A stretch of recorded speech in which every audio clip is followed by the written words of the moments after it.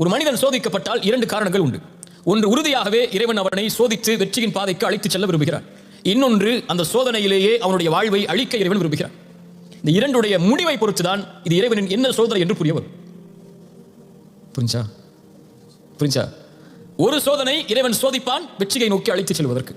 இன்னொரு சோதனை இறைவன் சோதிப்பான் அந்த சோதனையிலேயே அவனுடைய வாழ்வை முடிப்பதற்கு. ஒன்று வெற்றிக்காக வரும், இன்னொன்று அழிவுக்காக வரும்.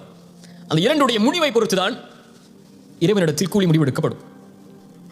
அல்லாஹ் ரப்புல் ஆலமீன் உஹதில் சோதித்தான். உஹதில் இறைவன் சோதித்தான், தோல்வியைத்தான் கொடுத்தான். தோல்வியின் விளிம்புக்கே என்றெல்லாம் சொல்வதற்கு பதிலாக சஹாபாக்களுடைய தோல்வி உஹத் மிகப்பெரிய தோல்வி, புறமுகுது காட்டி ஓடும் அளவிற்கான தோல்வி. அது ரசூலுல்லாஹ்வுடைய பல் உடைக்கப்பட்டு அதுவும் சோதனையாக ஆக்கப்பட்டு நபிக்கே எச்சரிக்கையுடைய வசனங்கள் வரும் அளவிற்கான சோதனை. 70 சஹாபாக்களுடைய உயிர் தியாகம், அதுவும் ரசூலுக்கு நெருக்கமான நபி தோழர்களுடைய உயிர் தியாகங்கள். இவ்வளவு சோதனையும் இறைவன் கொடுத்து சொன்ன பாடம், இதுவெல்லாம் நடந்தது உங்களால் தான் என்று. இதெல்லாம் நடந்தது எதால்? அல்லாஹ் சொல்கிறான் சூரத்துல் ஆல் இம்ரான் 165வது வசனத்தில், அவலம்மா அஸாபத்கும் முஸீபத்துன் கத் அஸப்தும் மிஸ்லைஹா குல்தும் அன்னா ஹாதா, இது எங்கிருந்து வந்தது இந்த சோதனை என்று கேட்கிறீர்கள். அல்லாஹ் சொல்கிறான், குல் ஹுவ மின் இன்தி அன்ஃபுசிக்கும், உங்களால் வந்தது, நீங்கள் தேர்ந்தெடுத்த பாதையால் வந்தது. ரசூலுக்கு நீங்கள் மாறுபட்டதால் உங்களை இறைவன் இந்த போர்க்களத்தில் சோதித்திருக்கிறார்.